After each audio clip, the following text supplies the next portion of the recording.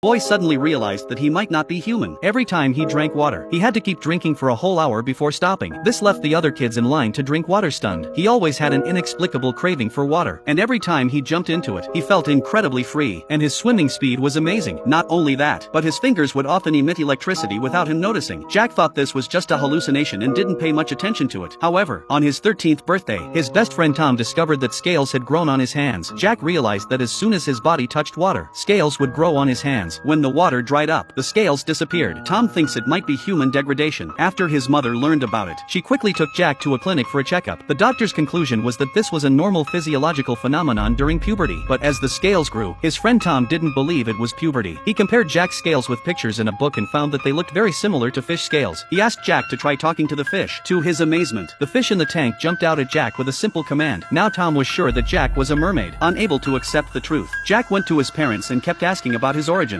Fearing the loss of Jack, the two of them had to conceal the truth. Jack had to go to the faucet and wet his arm with water, and the fish scales instantly climbed all over his arm. Seeing the scales on Jack's arm, they could only tell the truth. They confessed that Jack had suddenly appeared on their boat while they were sailing. So Jack went to the sea area where he had been discovered, planning to find his biological parents.